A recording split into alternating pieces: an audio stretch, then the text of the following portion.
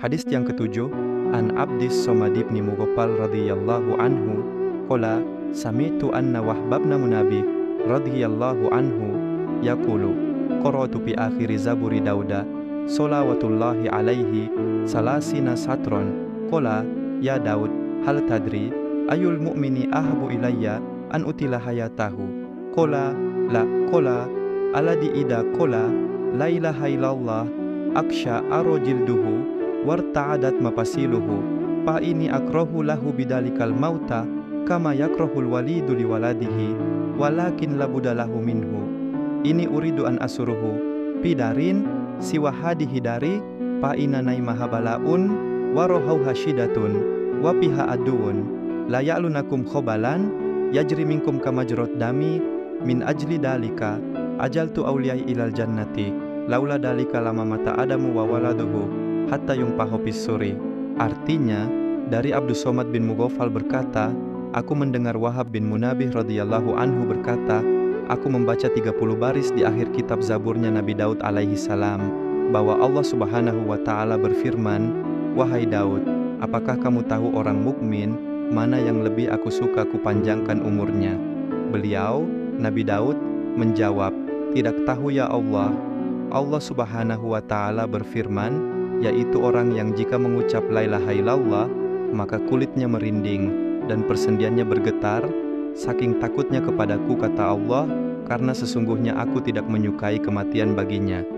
Sebagaimana orang tua tidak menyukai kematian atas anaknya, meskipun dia harus mati.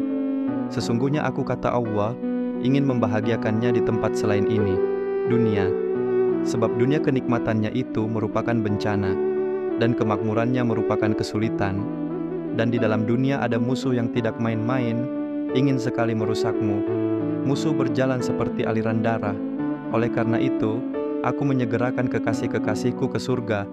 Andai bukan karena hal tersebut, pastilah Adam dan anak-anaknya tidak akan mati sampai sangkakala ditiup.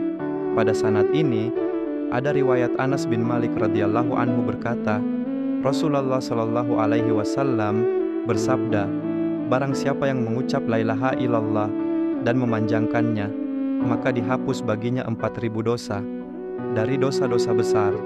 Dikatakan oleh Sayyidina Ali radhiyallahu anhu. Disebutkan dalam majelis tafsir Al-Quran, Syekh Imam Az-Zahid Yaqub Al-Kisai, semoga Allah memberkati beliau, sesungguhnya Hazim bin Walid radhiyallahu anhu sakit. Ia mendatangi dokter dan dokter tersebut mulai memeriksa denyut nadinya. Dokter berkata, tidak ada penyakit, tetapi kalian tanyalah kepada dia tentang keadaannya, karena seseorang terkadang lebih tahu keadaannya sendiri. Maka mereka bertanya kepadanya. Dia menjawab, sakit bukan pada diriku. Sakitku adalah takut Allah yang maha mulia lagi, maha penanugrah, takut disodorkan dan diperhitungkan, takut hilangnya iman, hingga aku harus diazab. Beruntunglah orang yang keluar dari dunia dengan iman dan tempat kembalinya ke syurga. Dikisahkan dari Abu Bakar bin Abdullah Al-Muzni, semoga Allah merahmati beliau, berkata, sesungguhnya dahulu ada seorang raja dari beberapa raja yang menentang Allah Ta'ala. Kemudian orang-orang Islam memeranginya. Mereka menjadikannya tawanan mereka, berkata, dengan apa kita akan membunuhnya, sebab menentang Allah Ta'ala. Maka pendapat mereka berkumpul menjadi membuatnya pada bejana besar kuali besar. Mereka ikat kepalanya dan mereka menyalakan api di bawahnya jika dia mendapati api panas. Dia memanggil Tuhannya selain Allah yang telah ia sembah. Wahai Lata, selamatkan aku. Wahai Habil, selamatkan aku. Wahai Uzza, selamatkan aku dari apa yang aku alami. Wahai Habil, aku usap kepalamu dan aku berkhidmat kepadamu sekian tahun. Maka tiap kali dia bersandar kepada mereka, Lata, Habil, Uzza, bertambahlah panas api ketika dia tahu bahwa mereka, Lata, Habil, Uzza, tidak menghiraukannya. Dia putus asa dari mereka. Lata, Habil, Uzza, kembalilah dia kepada Allah. Dia memanggil dari dalam bejana, la ilaha illallah, Muhammadur Rasulullah. Maka Allah mengutus penolong dari langit kepada api tersebut.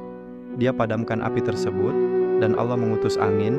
Kemudian angin tersebut membawa bejana tersebut ke langit, mengitari langit dan bumi sambil mengucap la ilaha illallah, Muhammadur Rasulullah, hingga hilang dari pandangan. Kemudian angin tersebut menjatuhkannya pada suatu kaum yang tidak mengenal Allah. Mereka mengambilnya, membukanya dan mengeluarkannya dari bejana tersebut. Mereka bertanya padanya, "Siapa kamu dan bagaimana ceritamu?" Dia menjawab, "Aku adalah raja di suatu tempat." Kemudian dia menceritakan kisahnya dan kondisinya. Kemudian mereka semua masuk Islam.